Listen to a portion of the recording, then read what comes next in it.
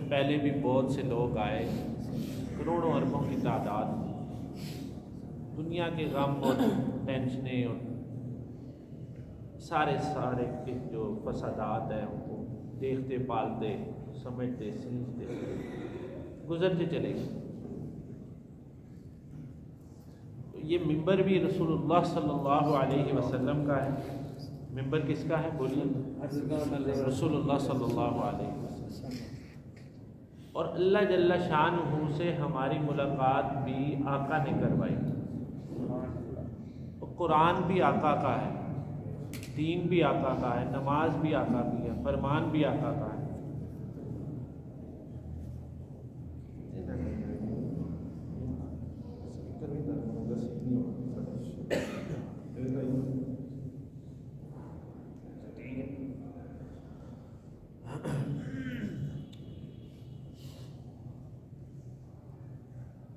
تو سارا کا سارا جو ہے وہ سرکار کے نالین پاک کا صدقہ ہے صلی اللہ علیہ وسلم۔ جس عمارت میں ہم موجود ہیں اس کا نام مسجد بھی آقا نے رکھا۔ تو جب میں آپ سے کہتا ہوں یا جہاں پر بھی آپ سے کوئی کہے بلکہ نہ کہے تو تب بھی آپ درود جو ہے اس کو اپنی زندگی کا محور بنا لیں۔ دیکھیں ہم چاہ کر بھی گناہوں سے نہیں بچ سکتے، ہم چاہ کر بھی مکمل نہیں ہو سکتے، ہم چاہ کر بھی وہ نہیں پا سکتے جس کی ہمیں چاہت۔ تو سرکار پر جو درود ہے وہ اصل حاصل ہے۔ کم و بیش میں اکثر ہی کہا کرتا ہوں گفتگو کے آغاز میں کہ درود جو ہے وہ آپ دیوانہ وار پڑھا کریں اور اس طرح پڑھا کریں کہ بس سارا کا سارا حاصل جو ہے وہ یہ درود ہی ہے۔ باقی مجھ جیسے طالب علم نے کیا سکھانا، آپ نے کیا سیکھنا، یہ سب تو اللہ کا کرم ہے۔ اللہ جس کو چاہے من یہد اللہ فلا مضل لہ۔ پیچھے آنے والے بھائی جو سردیوں کی دھوپ سے لطف اندوز ہو رہے ہیں ان سے بھی گزارش کروں گا کہ وہ حلقہ کی صورت بنا کر مسجد کے ہال میں تشریف لے آئیں، اگلی صفوں کا انتخاب کر لیں۔ اللہ تعالی ہمیں ترتیب، آداب اور نماز کی وہ کیفیت عطا فرمائے کہ جو اصل کیفیت ہے۔ اب ایک مرتبہ درود پڑھ لیجیے۔ اللہم صلی علی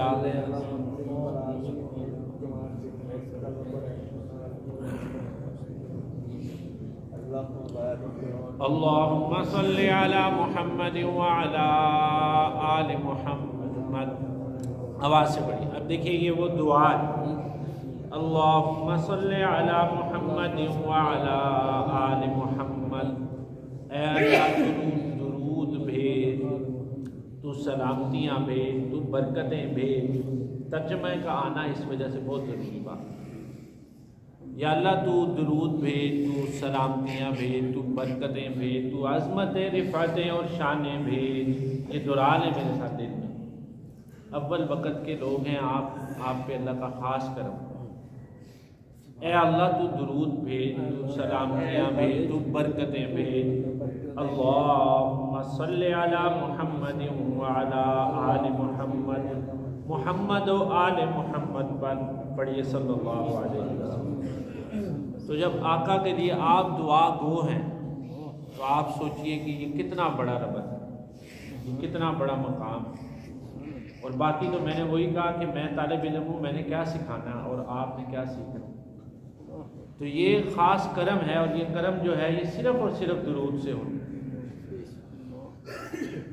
کما صلیت علی ابراہیم وعلی آل ابراہیم۔ اور کل دنیا کے علماء اکرام جو ہیں یہ اس فکرہ کا ترجمہ کما کان حقہ کرنے سے قاصر ہے کہ اے اللہ، توجہ رکھیے گا، توجہ ہے آپ کی کہ اے اللہ اس طرح دا درود، اس طرح دی برکتاں، اس طرح دی رحمتاں، اس طرح دی شاناں تے رفعتاں تو بھیجی آقا تے آقا دی آل تے جنج دا ابراہیم علیہ السلام as the real sample of the Prophet of Ibrahim alayhi salatu wassalam.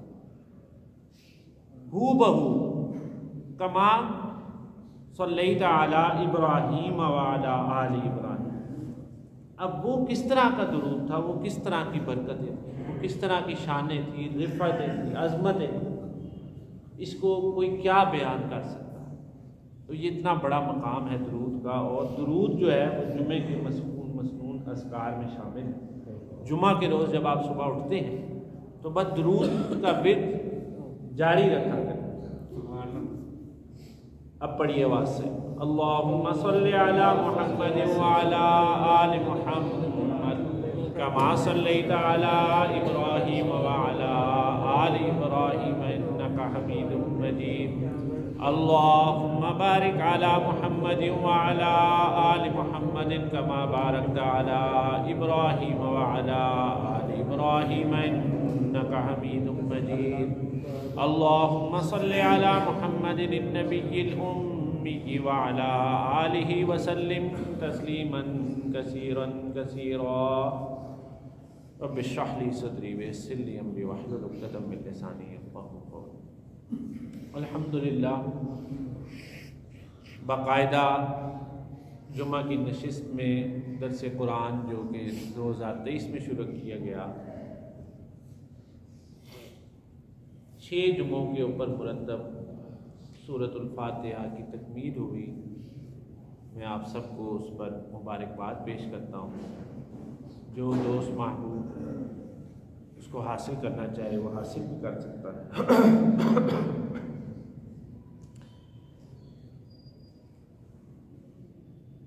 اب باقاعدہ درس قرآن جمعہ کی نشست کے اندر 1-2 آیات 4 آیات لے کر کے چلنا اور آپ کی، میری، ہم سب کی، کل امت محمدیہ صلی اللہ علیہ وسلم کی بہبود و فلاح اور رہنمائی کے لیے قرآن سے بہتر اور کوئی چیز اللہ نے نازل نہیں فرمائی. قرآن ہی ہمارا حامی و ناصر ہے اور قرآن ہی اصل ہے ہر شے.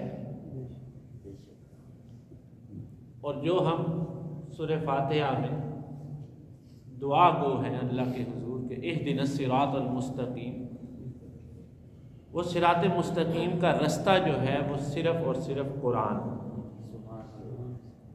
الف لام میم سے پہلے میں نے یہ سوچا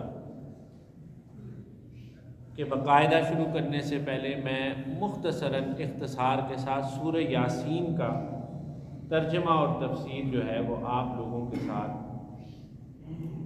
اس کو بیان کروں، اس پہ غور و فکر کریں. اور یاسین سورہ کی تکمیل کے بعد پھر ہم الف لام میم سے شروع سب کہہ دیں گے انشاءاللہ. تو آج سورہ فاتحہ کے اختتامی چند کلمات آپ کو بیان کرتا چلوں گا اور اس کے بعد پہلی چند آیات سورہ یاسین. ایک حدیث قدسی میں نے پچھلے جمعہ پڑھی، وقت کی قلت کی وجہ سے اس کا ترجمہ کرنے سے رہ گیا میں، جو کہ سورۃ الفاتحہ کی عظمت، رفعت اور شان کے اندر اللہ تعالیٰ نے بیان فرمائی. تو میں نے چاہا کہ وہ بھی آپ لوگوں تک پہنچاتا چلوں. اس میں اللہ جل شانہ فرماتے ہیں کہ قسمت الصلاۃ بینی و بین عبدی نصفین، یعنی نماز کو میں نے 2 حصوں کے اندر تقسیم کیا. قسمت الصلاۃ، صلاۃ کہہ کر یہاں پر مراد جو ہے وہ نماز لی گئی، سورہ فاتحہ لی گئی. قسمت الصلاۃ بینی و بین عبدی نصفین، میرے اور میرے بندے کے درمیان اس کو میں نے تقسیم کیا آدھا آدھا. کتنا کتنا تقسیم کیا؟ آدھا آدھا. یعنی کہ آدھی میرے بندے کے لیے، فَنِصْفُهَا لِي وَنِصْفُهَا وَلِعَبْدِي، اور آدھی جو ہے وہ میرے لیے حمد و ثنا، اور آدھی جو ہے وہ میرے بندے کے لیے. جیسے میں نے پچھلے بیانات میں کہا کہ یہ 3 آیات کریمہ سورہ فاتحہ کی، الحمدللہ رب العالمین الرحمن الرحیم مالک یوم الدین، اس میں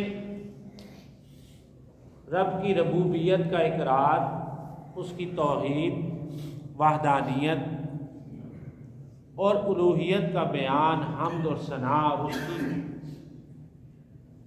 ساری کی ساری مملکتیں، اس کی حمد و ثنا کی گئی. الحمدللہ رب العالمین.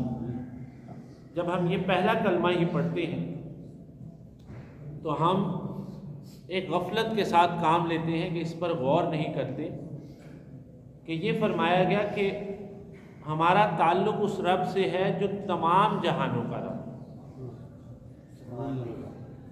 اب ہم اپنی پیدائش سے لے کر اپنی وفات تک کتنے جہان دیکھتے ہیں؟ یہ میں آپ سے ایک سوال کرتا ہوں، کتنے جہان دیکھتے ہیں؟ بولیے. ایک جہان ہی ہم دیکھتے ہیں کہ جس جہان میں ہم نے آنکھیں کھولی اور اسی میں ہمارے آباء و اجداد اور سارے کے سارے معاملات دیکھے، صبح دیکھی، شام دیکھی. جیسے ابھی سردیوں کا موسم ہے، اس کے بعد گرمیاں، بہار، خزاں، دھوکہ فریب، یہ سارا کچھ تو ہم نے ایک ہی جہان ہے. لیکن کیا کبھی ہم نے غور کیا کہ سورج کے اوپر جو جہان ہے اس میں کیا چل رہا ہے، اور چاند کے گرد جو جہان ہے اس گرد کے اندر کیا کیفیات اور کہکشاؤں کا جو جہان ہے، اور پھر یہ پرندوں کا جہان، حشرات کا، نباتات کا، جمادات کا، پہاڑوں کا جہان، اور سمندروں کے اندر ایک علیحدہ جہان، مچھلیوں کا ایک علیحدہ جہان، جنات کا علیحدہ جہان، ملائکہ کا، بولیے نا، علیحدہ جہان، اور اس کے ساتھ ساتھ نہ جانے کتنے جہان ہیں کہ جن کو آج بھی سائنس جو ہے وہ تلاش کر رہی ہے اور اس کی متلاشی ہے. تو وہ سارے جہان، اور پھر جو عموماً میں آیت کریمہ پڑھتا ہوں سورہ یاسین کی، کہ ایک وہ جہان بھی ہیں، جہانوں کی داستان ہے، بنڈل آف گلیکسیز ہے، کہ جس کو یاسین میں اللہ جل شانہ نے بیان فرمایا کہ سبحان الذی خلق الازواج کلھا مما تنبت الارض ومن انفسہم ومما لا یعلمون. پاک ہے اللہ کی ذات جس نے بنایا تمہیں جوڑے جوڑے،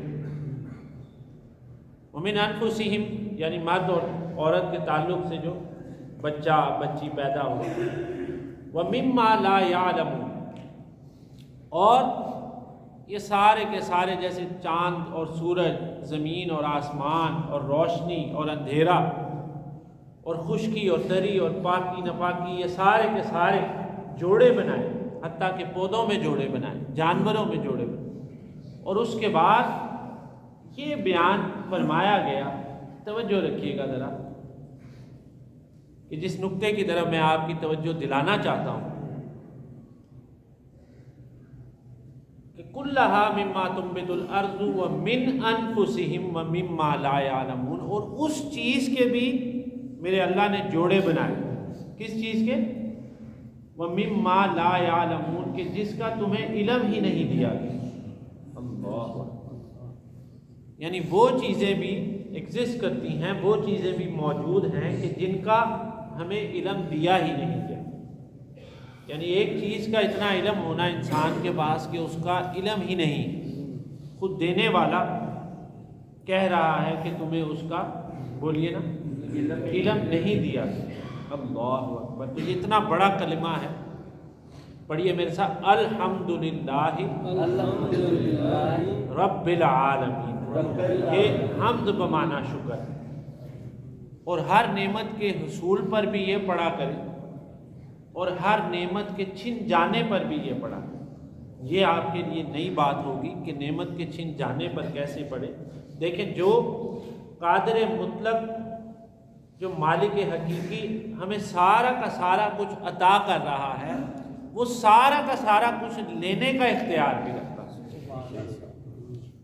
بس اس غفلت کے اندر ہم پھنسے رہتے ہیں کہ ہم اس کو دینا نہیں چاہتے، ہم دوام چاہتے ہیں، خلد چاہتے ہیں، ایٹرنٹی چاہتے ہیں۔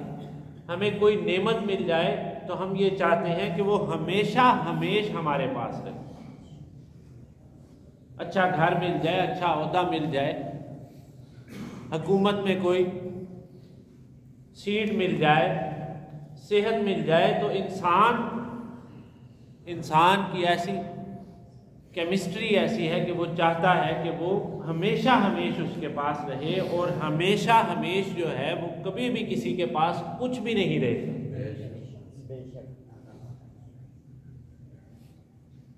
اب ذہن پوچھتا ہے اس کی کیا دلیل ہے؟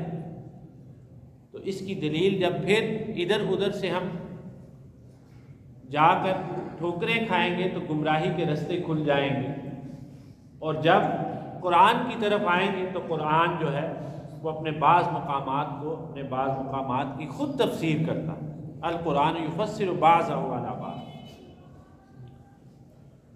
تو کل شیء ہالک الا وجہہ، اللہ نے کیا فرمایا کہ ہر چیز جو ہے وہ ہلاک ہو جائے گی، الا وجہہ، مگر تیرے رب جلیل کا چہرہ مبارک۔ اور دوسرے مقام پر کیا فرمایا کہ کل من علیہا فان، جو مشہور آیت ہمارے یہاں سنی جاتی ہے سورہ رحمان، وَيَبْقَى وَجْهُ رَبِّكَ ذُو الْجَلَالِ وَالْإِكْرَامِ۔ تو یہاں پر سورہ فاتحہ جو ہے یہ اوپننگ سورہ آف قرآن ہے، یہ مفتاح ہے، یعنی کہ یہ کی آف سکسیس ہے، یہ کامیابی کی کنجی ہے، چابی ہے۔ اگر اس کو ہم صحیح نہیں سمجھیں گے تو پھر ہمارے عقائد کی درستگی نہیں ہو سکتی۔ تو قسمت الصلاۃ بینی و بین عبدی نصفین، میں نے سورہ فاتحہ کو اللہ کہتا ہے تقسیم کر دیا، آدھا اپنے لیے اور آدھا اپنے بندے کے لیے، اور وَلِعَبْدِي مَا سَأَلَ، اور پھر میں نے اس میں رکھا جو میرے بندے نے مجھ سے، بولیے نا، سوال کیا، مانگا، جس کی اس نے التجا کی۔ تو یہ 3 آیات، الحمدللہ رب العالمین الرحمن الرحیم مالک یوم الدین، جب یہ بندہ پڑھتا ہے، اذا قال العبد الحمدللہ رب العالمین، حدیث قدسی کے الفاظ ہیں، تو اللہ تعالیٰ فرماتا ہے کہ حمدنی عبدی، یعنی فرشتوں کی جماعت میں اللہ بھی آپ سے ہم کلام ہو جاتا ہے اور کہتا ہے کہ حمدنی عبدی، کہ میرے بندے نے میری حمد و ثنا کی۔ اللہ، ادھر ہم پڑھ رہے ہیں سورہ فاتحہ، ادھر اللہ تعالیٰ آپ سے مخاطب ہو رہا ہے۔ سبحان اللہ۔ آتا ہے نا کہ تو اگر چاہے کہ رب سے کلام کر تو نماز میں کھڑا ہو جا، اور اگر یہ چاہے کہ رب تجھ سے کلام کرے تو قرآن میں مشغول ہو جائے۔ سبحان اللہ، سبحان اللہ۔ تو کلام اللہ کیا ہے؟ وہ کلام اللہ ہے، وہ اللہ کی باتیں ہیں۔ اور دنیا کیا ہے؟ دنیا کیا ہے؟ دنیا فعال اللہ ہے، یہ اللہ کا عمل ہے، اللہ نے اپنے عمل کن سے دنیا کو وجود بخشا اور یہ سارا کا سارا نظام چلا۔ تو اذا قال العبد الحمدللہ رب العالمین، تو اللہ کہتا ہے، جب بندہ کہتا ہے کہ الحمدللہ رب العالمین، تو اللہ کہتا ہے کہ حمیدنی عبدی، میرے بندے نے میری حمد و ثنا۔ تو یہ جو مجالس ہیں، ذکر اذکار کی مجالس جو ہیں، یہ اللہ کو اتنی محبوب ہے کہ جب آپ لوگ آتے ہیں اللہ کا دین سننے کے لیے، تو اللہ تعالیٰ فرشتوں کے ہاں اعلان کرتا ہے کہ دیکھو یہ وہ لوگ ہیں جو میری رضا چاہتے ہیں، جو میری خوشنودی چاہتے ہیں۔ تو اسی لیے میں عموماً آپ سے کہتا ہوں کہ بجھ کر نہ بیٹھا کریں، خوش و خرم ہو کر کے بیٹھا کریں۔ تبسم کیا کریں، سبحان اللہ کہا کریں، صلی اللہ علیہ وسلم پڑھا کریں۔ یہ اللہ کا خاص رحم ہے آپ پر، اللہ کی خاص نعمت ہے کہ آپ کے قدم چلے اور آپ مسجد کی طرف جو ہے وہ آئے، کیونکہ ہر رنگ و نسل، ہر شعبہ ہے زندگی سے تعلق رکھنے والا علماء اکرام بھی اس مجمع کے اندر جو ہے وہ شامل ہوتے ہیں، تو وہ یہاں تشریف فرما ہوگا، اور پھر نہ جانے کون اللہ کے کتنا محبوب ہے اور اللہ کس کے صدقے جو ہے وہ ہمیں عطا کر دے۔ اور آج کل کی خرافات، دیکھیے دین جو ہے وہ سوشل میڈیا سے نہ سمجھا کریں، وہ قرآن سے سمجھا کریں، وہ حدیث سے سمجھا کریں۔ یہودی جو ہیں ان کو آج مسلمانوں سے زیادہ قرآن کی تعلیمات انہوں نے حاصل کی، اور پھر انہوں نے آگے اپنے ریپرزینٹیٹیوز رکھے ہوئے ہیں، اپنے اعلی کار رکھے ہیں، اپنے بندے رکھے ہوئے ہیں، تو وہ عبد الشیطان جو ہیں، شیطان کے بندے انسانی شکل کے اندر، تو وہ کہاں سے کہاں بات کو لے کر کے چلے جانا، اور دین کا مذاق اور علماء کا اور فقہاء کا اور اولیاء اللہ کا۔ پچھلے دنوں ایک صاحب نے مجھ سے سوال کیا کہ اولیاء اللہ کا کیا مقام ہے؟ توجہ ہے آپ کی؟ جی توجہ ہے تو بتاتا ہوں، نہیں تو اپنی گفتگو میں چلتا ہوں۔ اولیاء اللہ کا کیا مقام ہے؟ تو میں نے کہا کہ میرے پاس تو اتنا علم نہیں ہے کہ میں اتنے بڑے سوال کا جواب دوں، لیکن جتنا میں پڑھا ہوں میں صرف یہ بات جانتا ہوں کہ اولیاء اللہ کا مقام، اللہ کے ولی کا، اللہ کے دوست کا مقام، اس سے بڑھ کر اور کیا ہوگا کہ رب نے اپنی عبادت کے اندر، رب نے اپنی عبادت کے اندر بھی اپنے دوست کا حصہ رکھا ہو، اور تو اگر اولیاء اللہ پہ سلامتیاں اور رحمتیں اور بخششیں نہیں بھیجتا تو رب تیری نماز بھی قبول نہیں کرتا۔ اللہ اکبر، اب سمجھے کہاں پہ؟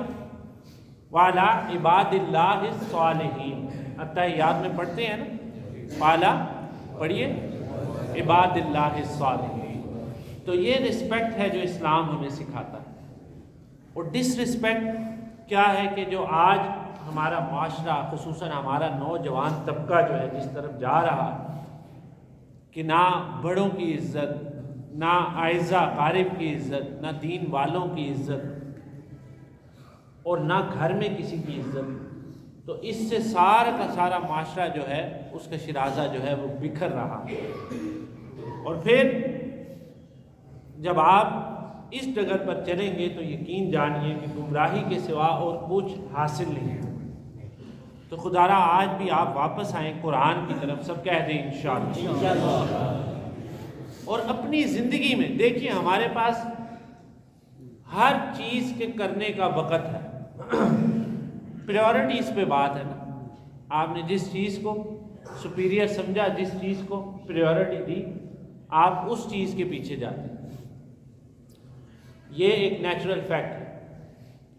حتیٰ کہ آپ اس رشتہ دار کے پاس بھی لپک لپک کے جاتے ہیں کہ جس کو آپ سپیریئر سمجھیں اور آپ پریورٹی دے دیں، اور اس کام کے اوپر اور اس معاش کے اوپر اور سارے کے سارے سلسلے کے اوپر کبھی رات کو سوتے وقت یہ سوچا کریں کہ وہ دینے والا رب جس نے سارا دن آپ کو سانسیں دی، اگر رات کو آپ کی سانسیں آپ سے واپس سلب کر لے، جیسے پہلے میں نے بات کے شروع کے اندر کہا، شاید آپ سمجھے نہیں بات کو، کہ ساری نعمتیں جو دینے والا ہے وہ کون ہے؟ بولیے اللہ۔ تو وہ ساری کی ساری نعمتیں لینے کا بھی اختیار رکھتا ہے۔ تو نعمت کے چھن جانے کے اوپر جب آپ یہ پڑھیں گے کہ الحمدللہ رب العالمین، تو سوچئے کہ آپ کا مقام اس رب کے آگے کتنا اونچا ہو۔ یہ بڑی سمجھنے کی بات ہے، بڑے تحمل کی، بڑے صبر کی، بڑے مزاج کے اندر شائستگی لانے کی باتیں، اور بڑے ہی اطمینان کے ساتھ، کیونکہ ہم اس نبی کے ماننے والے ہیں کہ جس کو اللہ تعالیٰ نے رحمت نہیں رحمت للعالمین بنا کر کے بھیجا۔ رب کی ربوبیت کا کیا اقرار ہے؟ میرا رب خود کیا کہتا ہے کہ آپ میرا تعارف کرتے ہو، اگر میرے تھرون کو دیکھتے ہو، میرے تخت کو دیکھتے ہو، میری کرسی کو دیکھتے ہو، میرے عرش معلیٰ کو دیکھتے ہو، تو آؤ تم مجھے صرف رب نہ کہو بلکہ بولیے نا کیا کہو؟ رب العالمین کہو۔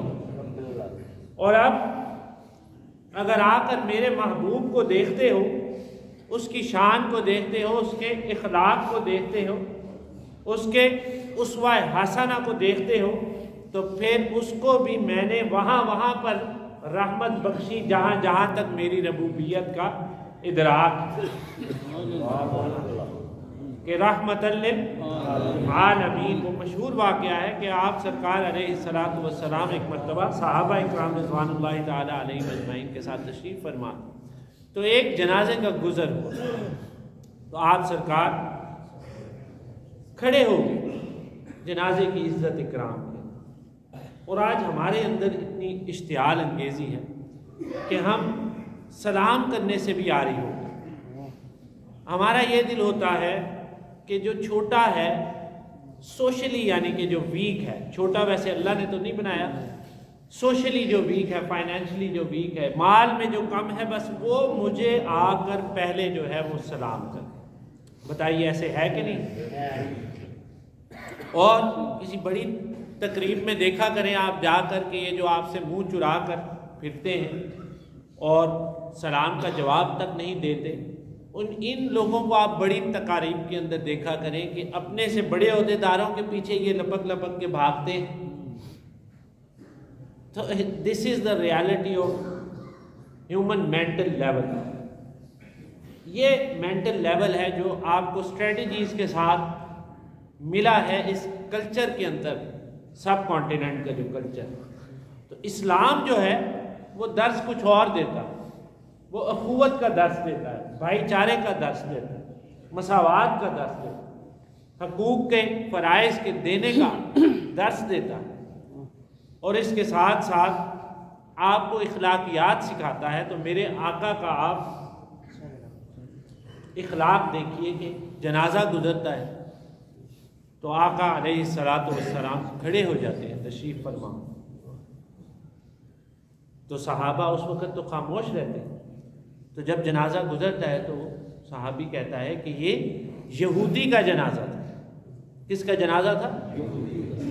تو یہ واقعات سن کے بھی ہمارے اندر کوئی نرم خو نہیں آتے۔ ہماری ذات کا وہ جو بت ہے، ابراہیم علیہ السلام نے تو جو بت توڑا تھا وہ فزیکل بت بنا ہوا تھا نا، ذات کا جو بت ہے وہ سب سے بڑا بت ہے، اس کو توڑنا بڑا مشکل کام۔ اس کو توڑنے کے لیے یہ 5 گانا اہدنا الصراط المستقیم کا وظیفہ آپ کو دیا۔ تو آپ سرکار علیہ السلام نے کیا فرمایا کہ وہ یہودی تھا لیکن وہ انسان تھا، تو میں عزت انسان کے اندر کھڑا ہوں، اللہ رحمت للعالمین۔ تو جہاں جہاں رب کی ربوبیت ہے وہاں وہاں سرکار کی جو ہے وہ رحمت کے ڈنکے بجتے ہیں۔ اور پھر اس سے آگے جب آپ پڑھتے ہیں سورہ فاتحہ تو اس میں پھر فرمایا گیا کہ جب بندہ کہتا ہے کہ الرحمن الرحیم، تو پھر اللہ تعالیٰ کہتا ہے کہ اسنا علیہ عبد، کہ اب میرے بندے نے میری حمد و ثنا کی۔ اور اس کے بعد جب آپ مالک یوم الدین کے الفاظ پڑھتے ہیں تو اللہ تعالیٰ کہتا ہے کہ مجدنی عبد، کہ میرے بندے نے میری بزرگی بیان کی اور اس بات کا اقرار کیا کہ وہ میرے ساتھ تعلق قائم کرنا چاہتا ہے۔ اور پھر ایاک نعبد و ایاک نستعین، اور اگلی جب آپ آیات پڑھتے ہیں تو پھر اللہ تعالیٰ کہتا ہے کہ یہ قسمت الصلاۃ بینی و بین عبدی فنصفها لی ونصفها ولعبدی، کہ یہ آدھی جو ہے وہ میرے لیے اور آدھی میرے بندے، اور ولعبدی ما سأل، اور میں اپنے بندے کو وہ دوں گا جس کا وہ متلاشی ہے، جس کا وہ اقرار کر رہا ہے، جس کی وہ دعا کر رہا ہے، استدعا کر رہا ہے۔